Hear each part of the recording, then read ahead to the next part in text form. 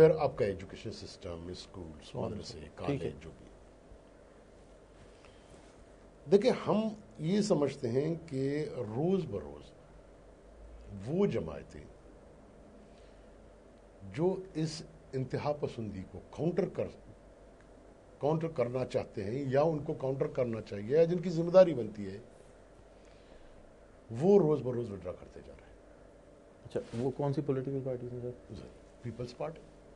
अच्छा, मतलब it's not कोई छोटी बात है कि सलमान तासीर, गवर्नर पंजाब, पीपल्स पार्टी का, और पीपल्स पार्टी क्लेम की इज फ्रेंड ऑफ भुट्टो, और वो मारा जाता है। पीपल्स पार्टी के सेनेटर जो है क्या जरूरत नहीं करते हैं कि वो क्या करें, फातिहा पढ़े। या पूरे मतलब पाकिस्तान में मजहबी जमातें निकल जाती हैं और वो शोर मचाती है कि जी हमने एक काफिर मार दिया है। पीपल्स पार्टी अपने आप को डिफेंड करने के लिए 10,000 आदमी जमा नहीं कर सकता। ये जो हम लिबरल अपने आप को बोलते हैं, या जो लिबरल जमायतें इनको कहें, कुछ अपने आप को लेफ्ट के बोलते हैं, कुछ सेंटर टू लेफ्ट के बोलते हैं, देखिए इन जमायतों को अब अपना रोल अदा करना चाहिए। क्या सचमुच में इनका ये माइंडसेट भी है, या सिर्फ एक ये टैग है कि लिबरल या मॉडरेट है, या अंदर से सब वैसे ही हैं? मैं आपको एक हद तक एग्री करता हूं कि इनकी मेजॉरिटी जो है ना, वो अंदर से अपने आप को क्लियर नहीं कर पा रहे। वो जो उनका एक पुराना स्लोगन है या उसका प्रोग्राम रहा है, शायद मैं आपसे इससे एग्री करूं कि अंदर से शायद हम सब गड़बड़ हो चुके हैं बड़ी हद तक। तो अगर ये है तो वो अब कैसे, अगर लीडरशिप ही इस तरीके से है तो फिर you can't blame the people also. मैं कहता हूं कि हमारे पास बदकिस्मती अब ये आ गई है, मगर यह है कि इसके बावजूद जो भी आपका बचा कुचा पॉलिटिकल लीडरशिप है इन पार्टियों में, उनको कहीं ना कहीं कड़ा होना पड़ेगा, वरना वो एलिमिनेट हो जाएंगे। देखिए, मैं जितना भी अपने आप को मजहबी बोलूं, जब तक मैं दाढ़ी नहीं रखूंगा I am not acceptable there. मैं उनको मानता भी रहूंगा और एलिमिनेट होता रहूंगा। अगर ये फोर्सेस ने रोल अदा नहीं किया, ये एलिमिनेट हो जाएंगे। फिर मैं एक हैरान हूं एक मुनाफिकत पे जो हमारी पूरी सोसाइटी में डेवलप हो गई। मसलन नेशनल असेंबली ने पास किया कि समाज में शरीय निजाम होगा, और बहुत से लोगों ने सपोर्ट किया, मीडिया ने उसको सपोर्ट किया। वाई? मैंने पूछा, भाई देखिए, खुदा को मानो, जो जिस शरीयत की बात इस वक्त सवात में हो रही है, ये सवात की औरतों के लिए तो आप इसके लिए तैयार हैं? मैंने सर कड़ा उठ मैंने पूछा सबसे, मैंने कहा इसको आप अपनी बेटियों और बच्चों पे भी नाफिज करने को तैयार हो? तुम में से कोई तैयार है कि अपनी बच्ची को स्कूल नहीं जाने दे? तुम में से कोई तैयार है कि अपनी बच्ची को दुपट्टा के बगैर बाहर नहीं छोड़े? वो मेरी बच्ची जो है स्कूल में भी जाए, वो बर्गर भी खाए, और वो जिस किस्म के कपड़े पसंद करते पहने, वो सवाद में शरीयत हो। लेकिन ये अजीब मुनाफिकत है। आप लोगों को अंदर पूछे कि भाई आप लोग कर क्या रहे हो, तो ये पूरी सोसाइटी में डेवलप हो गई। तो सर इसका क्या करें? अब ये तो आपने बेसिकली बताया कि ये लीडरशिप का प्रॉब्लम आ गया और यही लीडरशिप है, तो मैं बोलता हूं मतलब एक तो विशेष सर्कल नहीं बन गया है पाकिस्तान में, सब फंस गए हम लोग। और इसमें से क्या तरीका है कि इस सर्कल से हम बाहर निकल आए? सर इसमें देखिए ना, मैंने अर्ज किया कि एक तो मजहबी एक्सट्रीमिज्म से इतना खौफ नहीं है जितना इस बंदूक से। अब ये बंदूक जब तक उसके हाथ में है, सब डरते रहेंगे।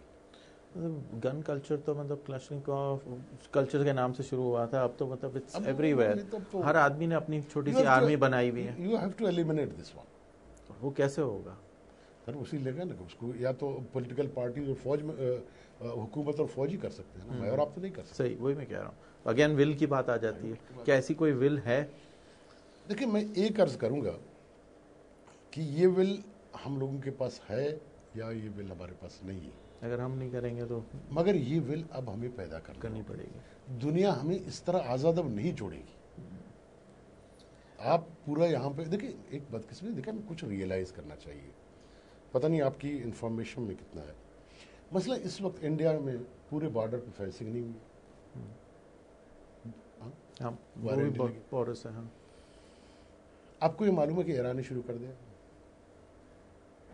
ईरान ने तो 200-250 वो ट्रंच नहीं होते हैं बड़े बड़े खड्डे जो खोदे हैं, वो तो 300 किलोमीटर पे ऑलरेडी है। किधर उन्होंने, अफगानिस्तान से किया, पाकिस्तान से? नहीं, पाकिस्तान से। अच्छा। अब उन्होंने कोई दीवार बनाना शुरू कर दिया, वो पता नहीं तफ्तान से शुरू करेंगे, they will come up to Gwadar. अब पता नहीं वो 1000 किलोमीटर है कितना है। इसी तरह अफगानिस्तान को तो हमने कहा था जी, आप कहते हैं कि तालिबान इधर है, उनको रोकने के लिए आप फेंसिंग कर लें। देखिए कल ऐसा हो जाता है, इंडिया फेंसिंग कर लेता है, अफगानिस्तान फेंसिंग कर लेता है। क्या अफगानिस्तान करेगा? क्योंकि सर वो ट्राइबल एरियाज को तो कहते हैं ना कि वो एक ही फैमिली है, जो वो तो रिकॉग्नाइज ही नहीं करते उस लाइन को। वो तो देखो हर कहीं है ना, पंजाब में कौन से नहीं है। मगर अगर ये तमाम फेंसिंग होती है तो हमें सोचना चाहिए किसके खिलाफ हो रही है, तो ये हमारे खिलाफ होगी। तो देखिए हमें अब इंटरनेशनली हमारी हुकूमत, फौज, ब्यूरोक्रेसी, मीडिया को अब ये चेहरा पाकिस्तान का जो हमने उभारा है ये एक्सेप्टेबल नहीं है। We have to change it. अब वो किस तरह करेंगे, ज़ाहिर वो जो लोग मेन स्टेक होल्डर्स हैं उनको करना पड़ेगा, मगर करना पड़ेगा। इस फेस के साथ हम पूरी दुनिया को साथ चल नहीं सकते, बिल्कुल ही आइसोलेट हो जाएंगे। बिल्कुल आइसोलेट हो जाएंगे। तो अब जो कितना टाइम रह गया है इस पार्लियामेंट का, बेसिकली अबाउट 2 इयर्स, लेकिन अगर वर्किंग टाइम देखें तो वो साल भर है। उसके बाद सेकंड ईयर तो इलेक्शन होंगे, देन लेट द पार्लियामेंट, कोई दूसरा पार्लियामेंट आएगा, वो अपना रोल प्ले करे। हम कह रहे इन्होंने कम किया है, आने वाला ज्यादा करे। मगर ये दो प्रोसेस शुरू होता है, प्रोसेस शुरू होना चाहिए, इस सर्कल को चलना चाहिए। अगर ये साइकिल एक दफा फिर रुक गया ना, तो ये जो चीजें देखे ना, ये 100 टाइम और ज्यादा खराब होंगी।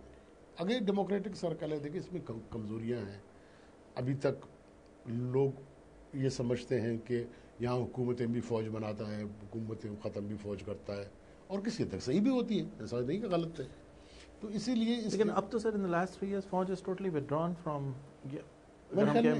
अभी तक जो मैंने जो 2 बातें की, उनकी तरफ अभी तक फौज का तवज्जो सर। लेकिन एक चीज़ है कि ये तो मतलब हिस्ट्री भी यही बताती है और नॉर्मल सर्कमस्टांस भी हमें यही इंडिकेट करता है कि अगर आप अपनी पोजीशन को असर्ट करते हैं तो अगला खुद ही पीछे हो जाता है। बट ये कि आपने भी कुछ ऐसी चीज़ें करनी चाहिए आपको जो जिनका रिजल्ट जो हो वो पॉजिटिव हो। मैं आपसे एग्री करता हूँ। मतलब मैं आपसे एक चीज ना